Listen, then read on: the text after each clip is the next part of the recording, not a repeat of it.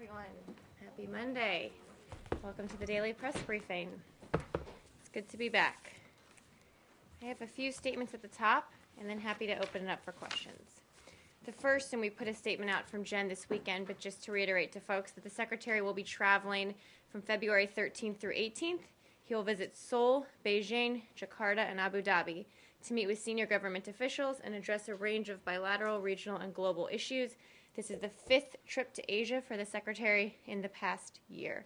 We put out more details about what he would be doing in each stop over the weekend, but I just wanted to flag that first at the top. Second, tonight, Secretary Kerry will attend an event this evening hosted by the Vietnamese Embassy to mark the 20th anniversary of normalized U.S.-Vietnam trade relations. There has been tremendous growth in U.S.-Vietnam relations over the past 20 years, including in business and trade ties. 20 years ago, bilateral trade in goods was only $451 million, and today it's more than $25 billion. Looking to the future, the Trans-Pacific Partnership will enhance U.S.-Vietnam trade by opening up markets, raising standards on labor, environment, and intellectual property rights, creating jobs, and promoting growth on both sides of the Pacific. Vietnam is a priority market in President Obama's National Export Initiative, and U.S. businesses are on track to meet the target of doubling U.S. exports to Vietnam in 5 years. Again, that's happening this evening. Third, a statement on the detention of activists in Cuba. We are deeply concerned about the recent increase in arbitrary detentions, physical violence, and other abusive actions carried out by the Cuban government against peaceful human and civil rights advocates. This past week saw the detention of Jorge Luis Garcia Perez, also known as Antunes, and the reprehensible behavior apparently meted out by state security to his wife. These are but the latest examples of the Cuban government harassment against the government's critics. Freedoms of expression and assembly are international recognized human rights, and the Cuban government remains the outlier in the Western Hemisphere with this lack of respect for these rights. We condemn the Cuban government's continued harassment and repeated use of arbitrary detention, at times with violence, to silence critics, disrupt peaceful assembly, and intimidate independent civil society. We urge the government of Cuba to end the practice of arbitrary detentions and to allow Cuban citizens to express their opinions freely and to assemble peacefully. Last item at the top. We're doing this now. Jen started it on Friday to highlight our Olympic athletes. We're doing an athlete of the day. So today's athlete, I think we have some photos coming up, hopefully. They should be, is Evan Lysacek. Evan's a two-time Olympian and the reigning gold medalist in men's figure skating, originally from Chicago. He's a former world champion, two-time national champion, and was the 2012 James E. Sullivan Award winner as the United States Amateur Athlete of the Year. Off the ice, Lysacek is actively involved with, I can see it up here too, with figure skating in Harlem, the Ronald McDonald House Charities, and the Make-A-Wish Foundation. Unfortunately, due to injury, he's unable to defend his title this year. However, he is still representing the United States and Russia. We're proud to announce that from February 15th through 18th, Evan will travel to St. Petersburg as a sports envoy, where he'll conduct youth clinics and speak to Russian university students in commemoration of the introduction of modern figure skating to Russia by an American 140 years ago. This will mark Evan's second sports envoy program, having traveled to Belarus and Sweden in 2012. And for all of our viewers out there, this year's men's figure skating competition takes place Thursday and Friday. That's sports envoy for the State Department, not for that. For the State Department. Not for the Olympic. Yep, for the State Department. So that's today's athlete of the day. And with that, Matt. Thank you. I actually have a question on Cuba, but it'll wait till the end of the briefing. So I want to start with events in Switzerland not having to do with either women's curling or women's hockey, which we had a mixed record on today. I'll try and work the Olympics in as much as possible. Exactly. That was my intent. Geneva 2.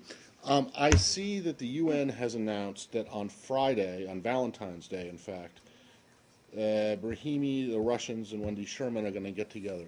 You're aware of this meeting?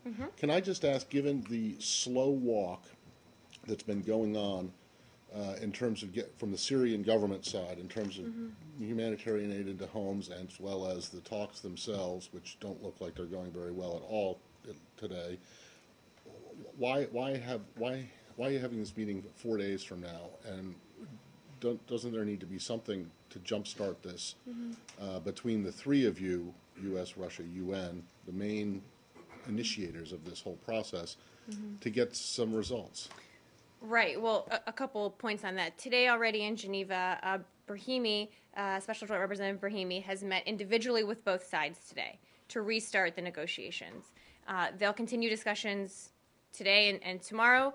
Look, we know this will be a slow process and that it's hard to get the parties to the table to talk through these issues. We were happy that we could last time, and we're working towards that this time. Ambassador Ford is on the ground in Geneva, leading the U.S. delegation, obviously working with the opposition to help do exactly what you said, jumpstart the talks.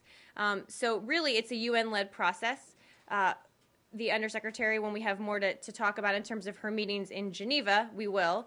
But we've said if we need to raise the level of participation to work through some of the issues, we're happy to do that. But it's really a UN-led process, and they are starting to make progress in these negotiations just by being there, quite frankly, and they've only been there for a few hours. Right. So I wouldn't make any broad, sweeping generalizations quite yet about this round of talks. Okay, well, without making any generalizations at all, I mean, do you not think that scheduling a three-way meeting like this for Friday, when today is Monday, I mean, that doesn't really speak to the urgency with which the humanitarian situation is deteriorating. Well, I don't think those things are related, right? It's not. We're incredibly concerned about the urgency of the humanitarian situation. That's why we've talked a lot about the situation in Homs and elsewhere. And Ambassador Ford is there right now on the ground working with our team, with the Russian team, with the UN team to try and get movement. So I would not in any way take this as an indication that somehow we don't see this as urgent. We schedule meetings when they make sense, but we're engaged right now at a very high level.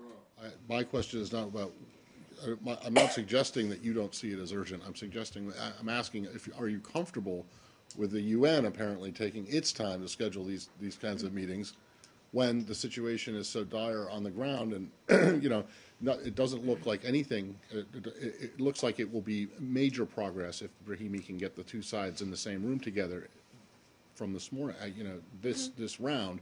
And so I just wonder, does the United States believe it's appropriate for the UN to be scheduling meetings for Friday to talk about the process and how the talks are going to go when it's only Monday now and things don't look good? I'd say a few things. I think you're focused on one meeting, which is an important one, but it's not the end-all be-all here, and there's a lot of meetings going on right now. I think second, there are telephones. And Wendy Sherman can pick up the telephone and talk to her Russian counterpart or Special Joint Representative Brahimi about these issues as well. So, again, it's not like that's her only or our only engagement at that level is this one meeting. And I would turn it around and say maybe the fact that we're scheduling meetings for Friday and are confident that we'll still be at the negotiating table in 5 days should be a good sign and not a bad one.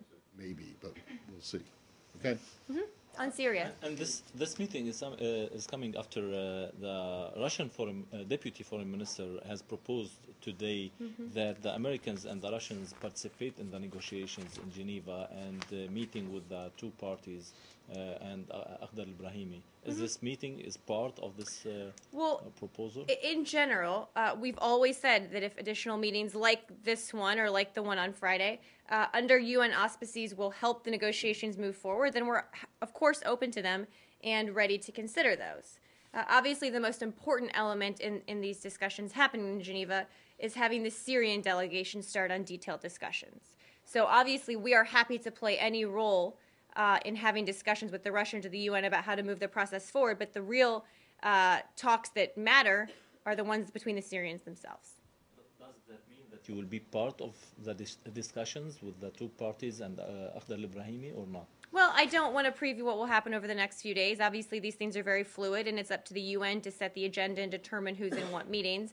Again, Ambassador Ford is on the ground with our team and happy to support it any way that the UN feels it's appropriate. Yes?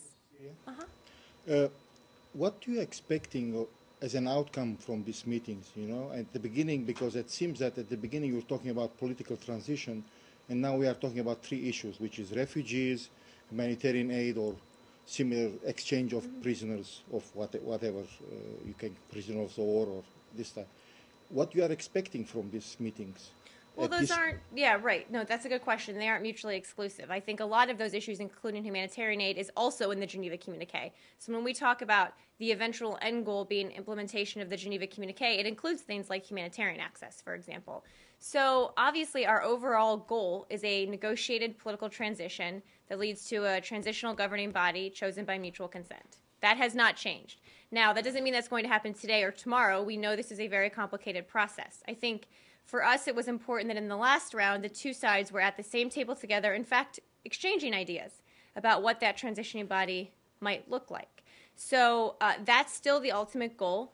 In the meantime, we are also discussing those specific issues you mentioned, particularly humanitarian access. And it is incredibly disappointing to us that the agreement that had been reached to allow humanitarian access into homes, to start getting some progress in homes, fell apart. So we're still trying to get all the facts about exactly what happened, but that's a key part of the Geneva talks as well. Correct me if I'm wrong. You mean that at this time, those three issues are the main point of discussions, and nothing is talking about? Nobody is talking about political transition? No, not at all. I did not mean in any way to indicate that. We are certainly talking about political transition.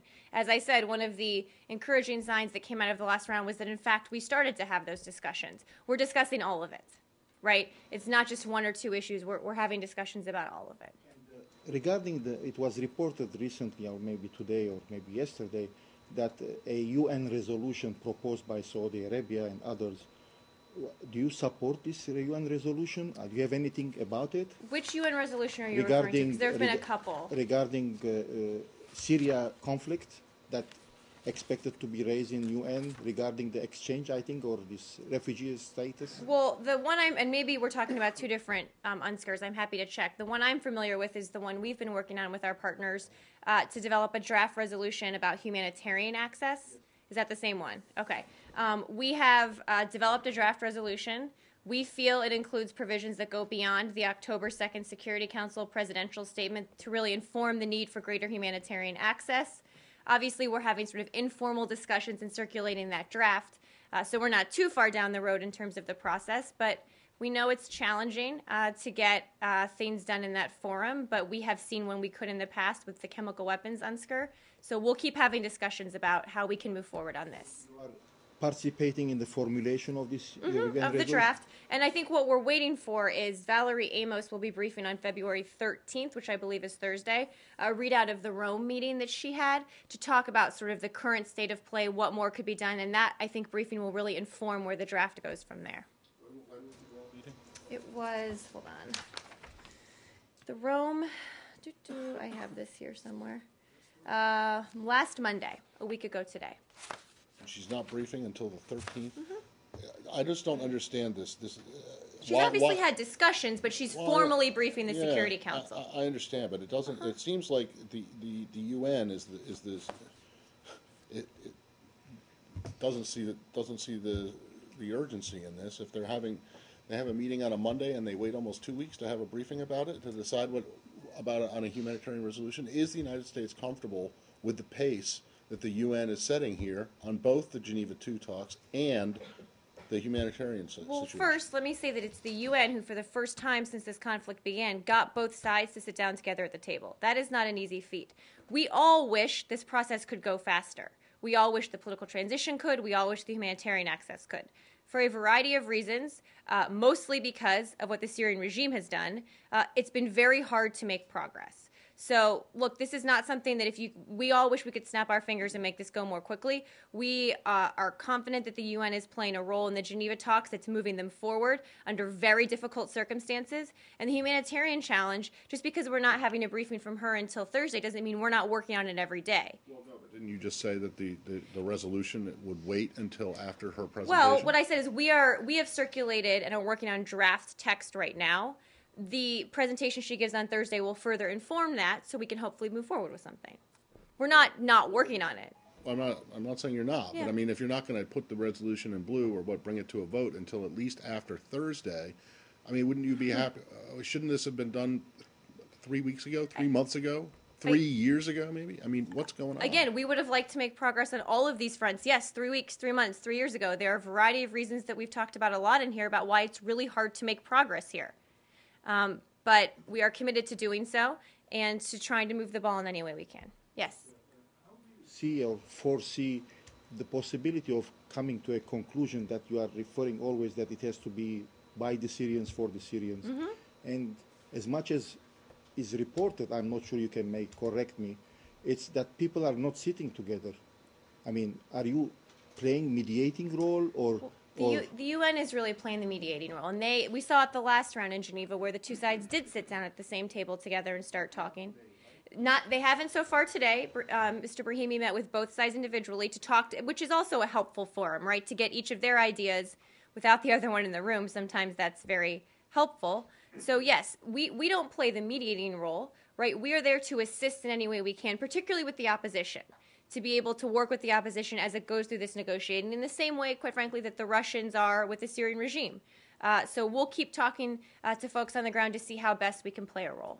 So just maybe at the last one, without the scheduling thing for the UN resolution, not referring to it, how do you expect, or how do you see that it's going to help what's going on in Geneva to this resolution? Well, what's going on in Geneva, too, is sort of related, right? Because we're obviously very concerned about humanitarian access. That's one of the topics we're talking about, particularly the situation in homes. But it's a little separate process. This is a UN-led process to negotiate the implementation of the Geneva Communique. And UNSCR about humanitarian access would be part of that, a subset of one of the issues in the Geneva Communique, but not address comprehensively what we're trying to do in Geneva. I'm sorry that if it's too many questions.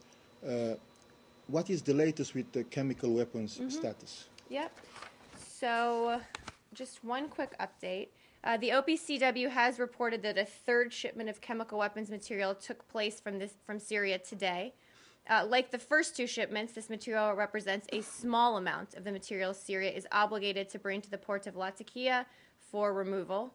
As the Director General of the OPCW said today, a significant effort is needed to ensure that the chemicals that still remain in Syria are removed in accordance with the concrete schedule without further delays and consistent with the obligations the Syrians themselves signed up to, both when they acceded to the Chemical Weapons Convention, but also under an OPCW ruling and a UN Security Council. So we're ready to help. We're ready to move forward to destroy them. It's up to the Syrian regime now. To clarify, when you say the third shipment, so how many % of the whole thing was transferred now? I can see what the percentage is. It's a small amount. A small amount. Let me see if I can get a number for you. I honestly don't know, but I'm happy to see if I can get a number for you. I actually just don't know off the top of my head. Syria. President Putin has congratulated the Russian diplomats and the Russian diplomacy on their successes in Syria and Iran files. What do you think about the Russian successes in this regard? Well, I didn't see those comments. Was he speaking specifically about something or just in general? In general, what they achieved in Iran and in Syria through their diplomacy. Well, again, having not seen those comments, we have said that while we have many differences with Russia, we have been able to work with them in two key areas. One is through the P5+1 on getting the joint plan of action in place and implemented with Iran. And just in a few short days, we'll be going to Vienna to begin the comprehensive negotiations that include us and the Russians. So again, while we have differences on many issues, we've been able to work together on Iran's nuclear program. On Syria, we clearly have many differences on what's going on in Syria, but on the chemical weapons side, through diplomacy, have been able to negotiate a plan for them to get rid of them. Now, we know there are complications there because of the Syrian regime's actions. We've asked the Russians to push the Syrian regime to fulfill their obligations. The onus is really on the regime, but we need the Russians to help. So we're working with them there, too. Even though at times we have divergent interests, we have been able to diplomatically work together on a number of these issues. Do you expect them to change their position and support the UN expected resolution on the humanitarian access? Well, I don't know if they've taken a formal position on a potential Security Council resolution. Again, we came together to get unanimous support for the resolution in the Security Council on chemical weapons destruction. We know the history there, though, that the Russians have used in the Security Council at times to prevent things from going forward. So I'm not aware that they've taken a position. They spoke an official position yet. I'm not aware of that. They spoke against it. Again, I'm not sure that we've actually circulated an official text. So that's why we're working with our partners on the Security Council to get a text that people could agree to. So again, we're waiting to see what happens in the briefing on Thursday on the humanitarian situation, and hopefully we can get text that people would agree to. That's the goal here. Syria. Anything else? Sure, North Korea. So we've all seen the statement that Jen put out, or that you put out under Jen's name yesterday. Do you have, well, a couple things. One, for the record, does former Ambassador Donald Gregg's apparent visit to North Korea, is it at the behest of, or does he in any way represent the United States government? No. It's a private delegation, did not travel on behalf of the United States government. Okay, and so he's not making any representations for you while Correct. he's there? Okay. He is not. Second, do you have any understanding of why the North rescinded the invitation to Ambassador King? Not to my knowledge. They've obviously done this before. So I don't have more details about why that offer was rescinded. Well, the statement, in Jen's statement from yesterday made mention of the military exercises and how did they tell you that that was the reason? So not to my knowledge. I'm happy to check with our But- team. We wanted But that's to what make you think? Well, we wanted to make clear, in case there was any confusion anywhere, that the military exercises that were referenced are, again, regularly scheduled, transparent, not aimed, they're defense-oriented, I think is the term we used. I can check if there was more specific reason given. I think we just wanted to make that crystal clear if there was any confusion. The two things for several weeks. I mean, they've been trying to link everything, it seems like, to the... Exactly, and I've sort of given up guessing about what the motivations of the North Korean regime are. First, whether they did mention... I can check on that, yes. Okay, and whether they gave any reason whatsoever in rescinding the offer. North Korea? To that area. Sorry, I couldn't hear you because she was talking. You go first. One at a time. Go first, go ahead. Okay. Yeah. What about the B-55 flying to the North Korean peninsula? Is that one of the reasons for rescind by Again, North Korea? I don't have a lot of clarity, and I'm not sure anyone does, on why the offer was rescinded. I'm happy to check with our team. Yeah. I think North Korea linkage is everything, like a family reunion, North and South, also Kenneth Bay release. I don't think they can release anything about the North Korean authorities said at Germany and North Korea embassy. He said they're not going to release Kenneth Bay at all. So, Well, our position on Kenneth Bay hasn't changed. He should be released immediately and returned to his family. We are concerned about his health, as you saw the statement over the weekend, particularly now that he's been transferred. And we will keep pushing for his release in any way we can. the U.S. have any other options to take it pressure to North Korea for release Kenneth Bay? Do you have other options? Well, I don't have additional details for the kind of diplomatic pressure efforts we've been putting forth. We've said repeatedly that this is a top priority for us, and we're going to pursue all avenues to have him released. Of very, high-profile dignitaries traveling to North Korea to secure the releases of Americans held there. Is that being considered as an option in this case? Well, for example, at the request of the Bay family, I think people are aware that Reverend Jesse Jackson, had offered to travel to Pyongyang on a humanitarian mission focused on Bay's release. We support the efforts, of course, of the family, but also of Reverend Jackson to bring Kenneth Bay home. So, again, we want him to come home. The North Koreans should release him. And we stand ready to send our folks in, certainly, our folks, Ambassador King, if they reissue an offer. Has State had contact with Jesse Jackson about this? Have there been any plans made in terms of a trip that he might make there? Or? Well, we certainly support the efforts. I'm happy to check and see if we've had contact. I don't know the answer.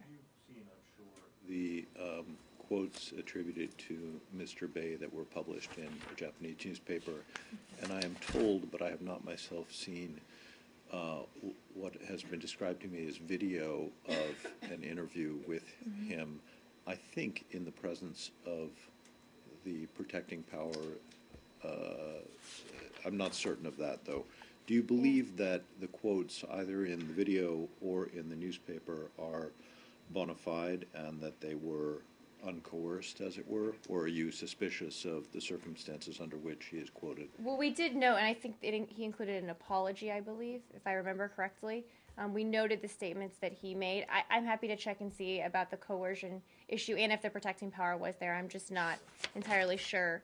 Again, what we said last week is that the last visit that the protecting power had was February 7th, when we learned that he had in fact been transferred to the labor camp. I'm happy to check and see if there's more on that.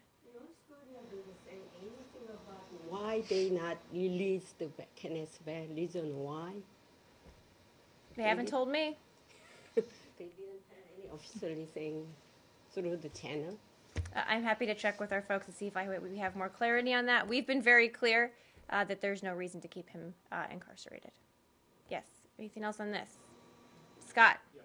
Given all these difficulties, how does the Secretary hope to advance the cause of Mr. Bay's release when he's in the region this week? Well, as the note we put out about his visit to the region in Seoul, he will meet with senior government officials, reaffirm, of course, the strength of our alliance. Also, we'll meet in Beijing with some senior folks to talk about the relationship. Obviously, it's not a focus, right? It's not the primary focus of the trip. We have a broad range of issues to discuss.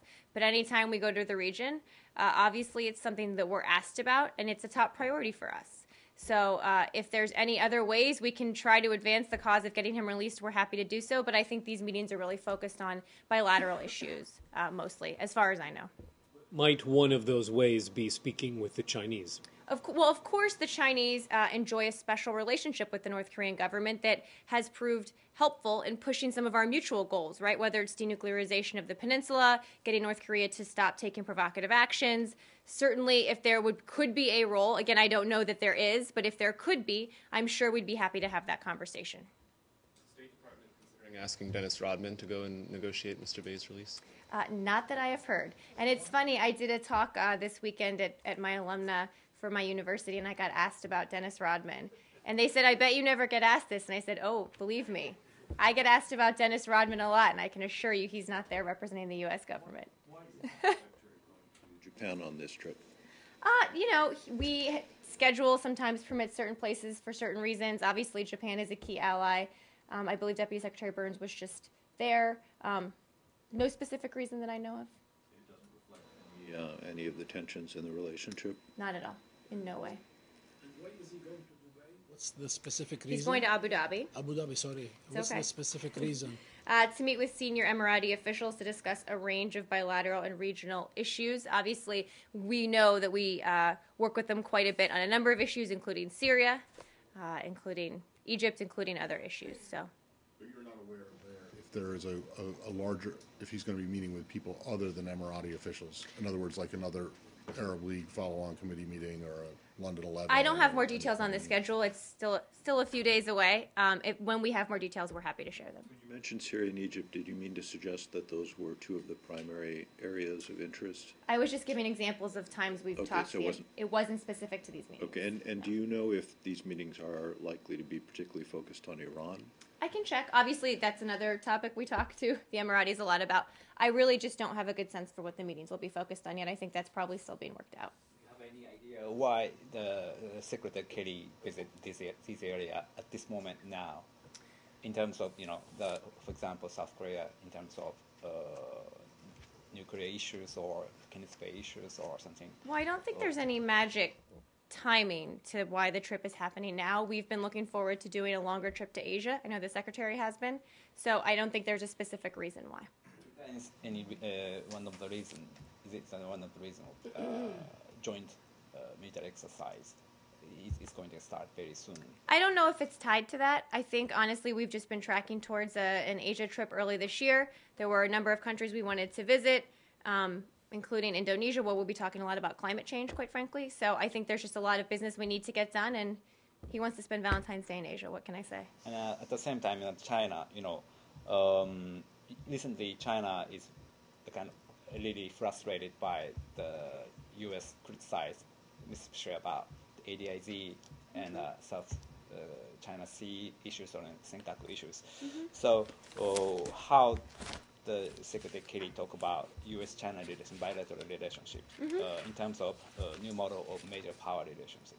Well, I think a few points. I think I would point you to Assistant Secretary Danny Russell's testimony last week on maritime disputes in East Asia. I think it was before the House Foreign Affairs Subcommittee on Asia and the Pacific. He actually talked at length about how we see what's going on in the South China Sea, particularly right now, the freedom of navigation issues, and quite frankly, our strong interest in the fact that countries need to advance peace and security in the region and not undertake actions that could threaten that.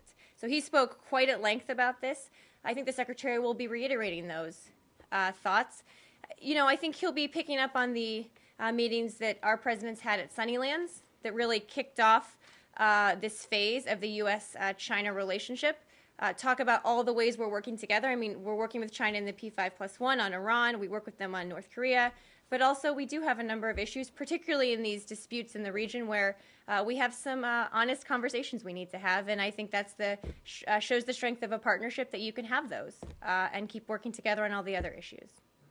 Follow up that because Chinese Foreign Ministry spokesperson just criticized Danny Russell's statement that all the maritime issues. Danny Russell said it's inconsistent with the international law, but Chinese strongly said that it is very consistent, so he's wrong. Do you have any comment to that? Well, he did speak at length about some of these issues in terms of international law. So I'd point you to his more fulsome comments about this. Sorry, Matt, I used fulsome. Sorry. Shocking. I would point you to his comments, but in general, what he said was that parties should refrain from provocative actions, should refrain from the threat or use of force to advance their claims, and that any dispute should be resolved peacefully and in accordance with international law. What he went on to say is that while no one claimant or country is solely responsible for the state of tensions, the provocative nature of some of China's actions have raised concerns in the region about China's long-term objectives. He also said that under international law, all claims to maritime space in the South China Sea, such as China's 9-dash line, which I think is part of what folks have been focused on in the press, must be derived from land features in the manner set out under the International Law of the Sea, as reflected in the Law of the Sea Convention, and that international law should be the sole basis for making and enforcing maritime claims in the South China Sea. So I would probably dispute the spokesperson's comments I didn't see, but I don't want to get into dueling spokespeople either. Yes. President Obama upcoming visit to Asia trip. When Asia trip, he will visit South Korea. But today's White House, Jay Carney said he didn't decide yet. But when Secretary Kelly visited South Korea, will he talking about President visit to South Korea? I think when we have decisions about the president's schedule, the White House will announce them. Yes. Yes. Anything else? Yemen? Okay. Sure. An official Yemeni panel has decided to divide the country into 6 provinces or regions under a federal system. How do you view this decision, and do you support a federal regime in Yemen? Well, I hate to admit that I haven't seen that, actually. I'm happy to take it as a question and see if we have an opinion on it. Thank you. Yes? I had a question regarding FATF plenary meeting that we'll be holding this week in Paris. This Financial Action Task Force Committee, it's a body which has founded under umbrella of OECD to combating money laundering and terrorism finance. One of the agendas of this meeting is the status of Turkey, because Turkey is under the risky countries category in terms of this combating money laundering and terrorism finance. And I'm wondering what is your assessment on this issue and the status of Turkey? I know that Treasury Department people who are in charge with this, but there are some U.S. Department people in the delegation too. Do you have any assessment on that? Well, I don't want to get ahead of a meeting that hasn't happened yet, or your phone call. You can take it if you want. I would refer you, though, to the FATF's October 2013 public statement on Turkey, which placed Turkey on the list of jurisdictions with strategic deficiencies, I think is the word they use, in complying with the international standards on anti-money laundering and combating terrorist financing. The task force did welcomed significant progress by Turkey in improving the counter-terrorist financing regime, but it also noted some concerns that needed to be addressed. So we obviously have a close counterterrorism partnership with Turkey writ large. I think the FATF's last statement was in October 2013, and we'll see what they say at the upcoming meeting. What would be your tendency during the meeting in terms of the status of Turkey? I don't have anything to preview. I'm happy to see if there's more of what our thoughts are to preview before this meeting. I just don't have anything more for you.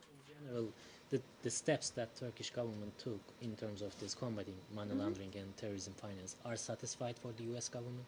Again, I'm not making a statement about what the U.S. government thinks. I was referencing the multilateral FATF report from 2013. I'm happy to check and see if our assessment is different in any way. Because this is an issue between U.S. and Turkey too. I understand it's an issue. I just don't know what the answer is. U.S. Treasury Department released an announcement last week regarding some the Iranian activities in terms of the support supplied to Al-Qaeda affiliated group Northern Syria through Turkey, for example. Someone really wants to talk to you.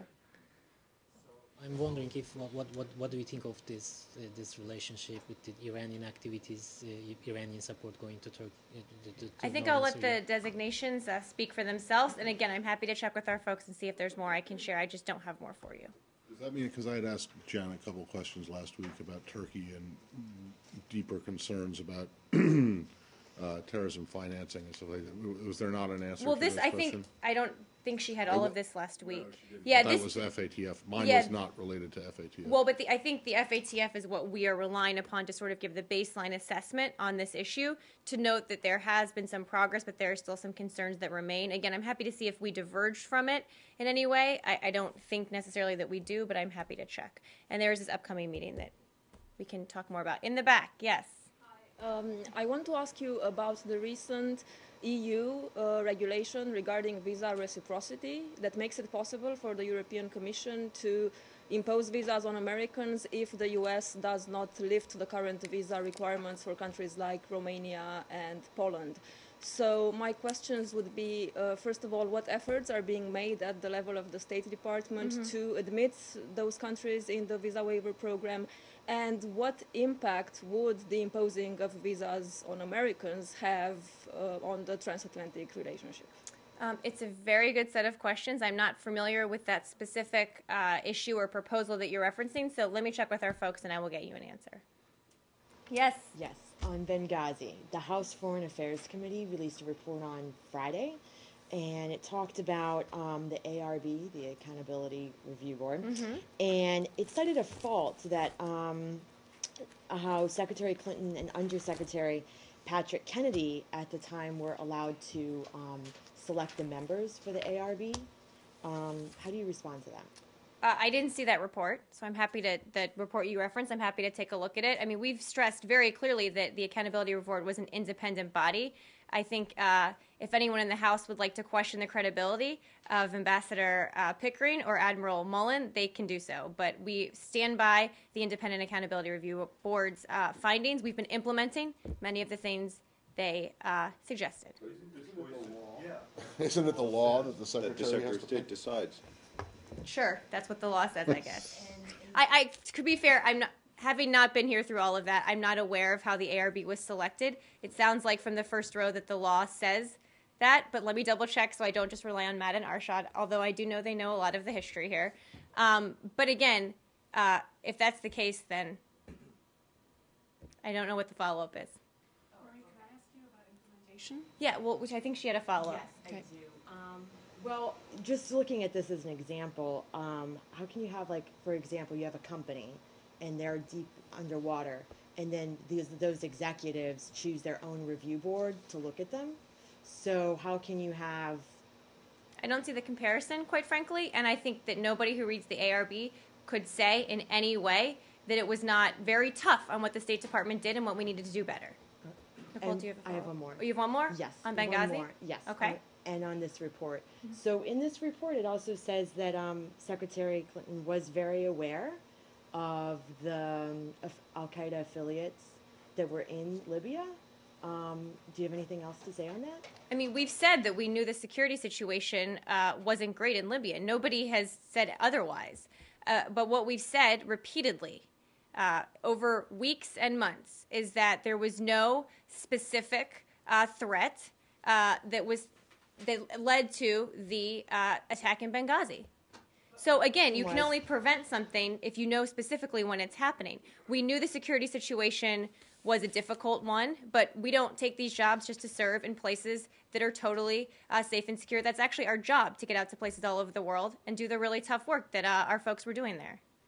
But she was aware of these of the Al-Qaeda affiliates in that area. Well, again, I think we need to be careful when we use the term Al-Qaeda affiliate, what's an official affiliate and what's not. There are some groups that were operating in Libya and some that continue to, that may take guidance, that may be, ideologically affiliated with Al-Qaeda, but aren't official affiliates designated as such by Al-Qaeda itself. So when we use those kind of terms, we need to be very careful about what we're talking about and very specific when we're talking about those groups, and not just use terms for political reasons that aren't actually based in reality, which on this issue, unfortunately, gets thrown around a lot.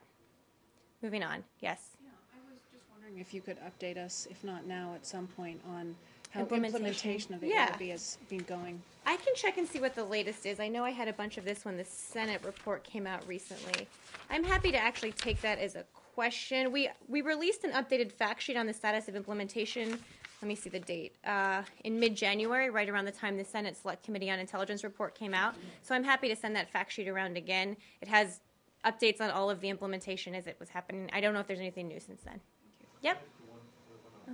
Has the department changed any of its policies, practices, or procedures with regard to the use of mobile phones since the last week's release of the purported transcript of Secretary Nuland's comments? Not to my knowledge, no. Can you check that? I don't think we have, but I will double check. And I know Jen did a little bit of this last week about mobile phones, so. Yeah, is there a review or anything like that? I mean, is it being even considered that you? Not to my knowledge. I don't think so. I got two really brief Caribbean ones. I'll start with Guyana and this threat that the embassy there talked about from the Guyana, Georgetown this week is the capital of Guyana rather than the section of Washington. Not my team. Not your team. Is hosting something called a meeting of the heads of the Islamic cultural centers and it's a conference.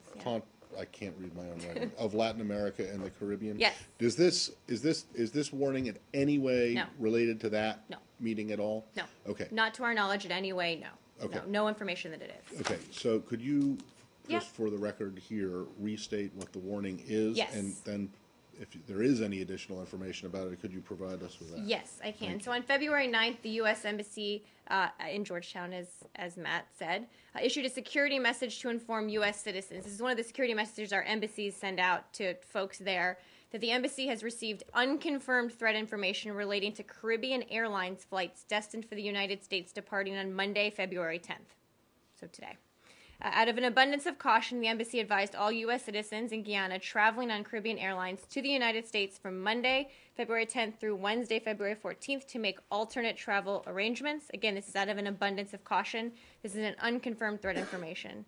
I think, again, this is partly because of the no double standard policy that requires the department to share information about credible, specific, and non-counterable threats with both the official and non-official U.S. community.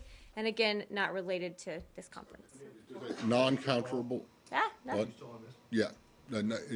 So this threat you believe was, or the potential threat was not non-counterable? I just want to make sure because you put that out there as that's what the standard is for the no double standard policy. Yes. So in that case, because you don't believe that whatever this threat was, it could be stopped or prevented. It was not able to be countered. Right, and those terms we use fairly broad. We take a broad definition of them because we want actually to overshare when it comes to this kind of threat information. And again, this is unconfirmed information. Well, in that spirit of oversharing, if it's not related to this meeting that's happening in Georgetown, can you tell us what it is related to? I don't think we have any more indication about what it was related to other than a threat on this day on this airline. And it pertains solely to Caribbean Airlines flights from Georgetown to the United States. Correct. Yeah, that is my understanding. Yes. Can I follow on Matt's question? There have been numerous occasions in the past where there have been unconfirmed threats against U.S. airlines on international flights, and the State Department hasn't seen fit to caution or advise U.S. citizens not to fly on those flights. Is there something about is Guyana not living up to its international obligations for security here? I wouldn't say that.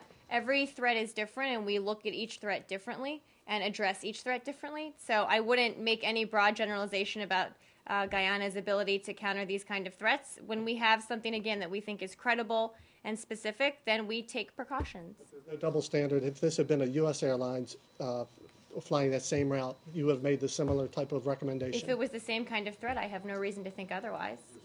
Just as a matter of practice and policy, does the State Department, on threats that emanate from within the United States, it's not the State Department's responsibility to warn people, isn't it? It's, I think, TSA, DHS. Yeah, but if you had a warning of a threat on an American airline from New York to Georgetown, it would be the FAA or DHS to issue And the warning, TSA, correct? yeah. DHS, yeah. But we all obviously work together and I understand, talk but I mean, and- it's not. Yeah. I have another Caribbean question. Okay. And Marie, in light of that, is it problematic that these flights were still able to take off despite these unspecified threats? I believe they were allowed to take off and land at JFK. Again, we Any share reaction? threat information with U.S. citizens when we have them. It's not up to us to not have flights that aren't under our purview take off. Right? Obviously, we also talk to the government and to the airline through the appropriate channels about mitigating these kind of risks. Are you aware of any other steps that they're taking to In terms of investigate Guyana? these? Yeah. No. Mm-mm. No. Caribbean. Cuba, unrelated to your opening statement. Yeah. Though. Several months ago, the Cuban interest section said that its banking, the M&T Bank, was going to be closing its accounts. Yes. I understand. That was a while ago. Yeah, and it was extended, and they delayed it, and it was extended, and so they're now stopping the service on March 1st, which means that by February 17th this week, that's when the Cubans are going to have to close down their consular services because, as I was informed this morning, this situation has not been resolved. At the time that they first announced it, I believe that you or Jen came out and said, the line from the State Department was, we're going to try and work to fix this. Yeah. Either with M&T or to try and get another bank to take these accounts. That hasn't happened. So can you tell us what is going on? Let me check. I don't know the answer, but I do remember when this first came up and how we had talked about that. So I'm happy to see what the backstory is. The peace process, since Saeed is not here today. He will be happy that you're representing in his honor. King Are you going to Abdullah- ask 15 questions now? No, I have only one. King Abdullah of Jordan is in town, and Israeli Prime Minister will be here in the near future. Can we understand that the U.S. is getting ready to announce the framework agreement between the Palestinians and the Israelis? We're still working on it. We are working towards a framework. I would be careful about reading tea leaves into any visits by folks here. So we are working on it, trying to make progress, and hopefully we can get something done soon. Yes. For a second? Yeah. Just regarding the... That was very un-Saeed-like. There was no follow-up. There was no... You're not holding up his end of the bargain. Go ahead. Yeah. Okay, it's just regarding the IG report from December that was publicly released today.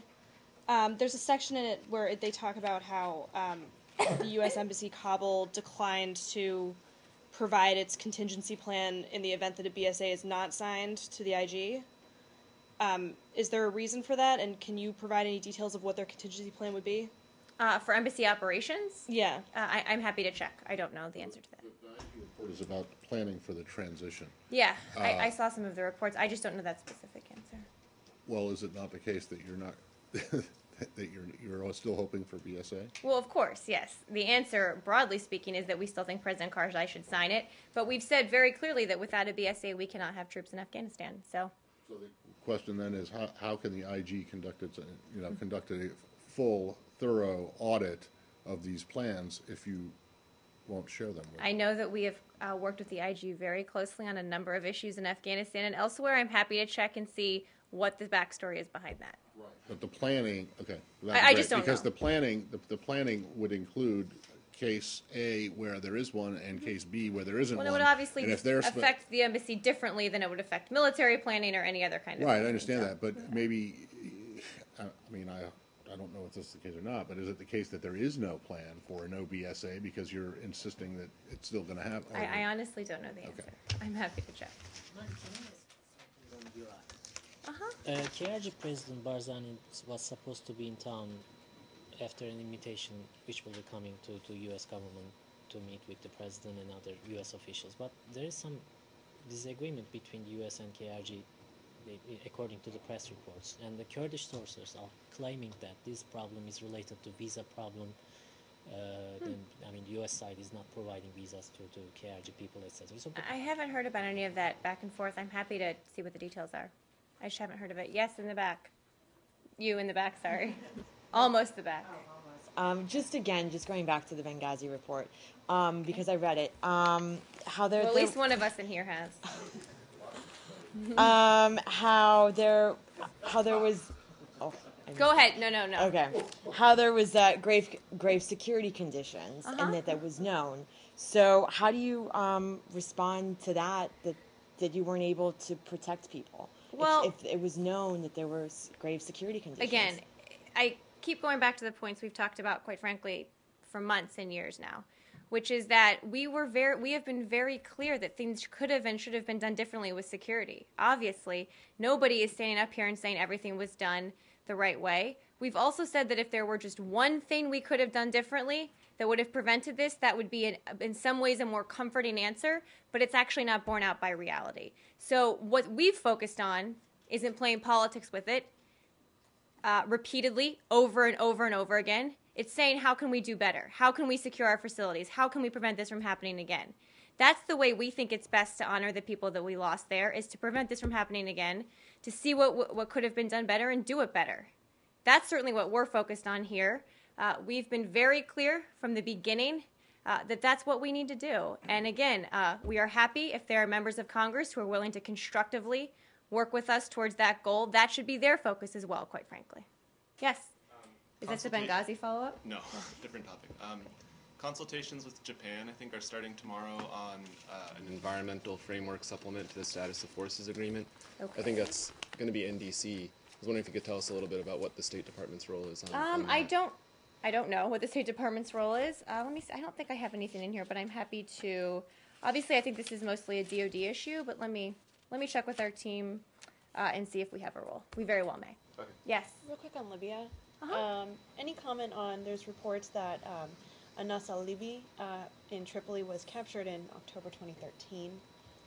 So obviously we're going back a while, but this is what we talked about at the time, ad nauseum, I think, about that operation. Okay. Yeah. Well.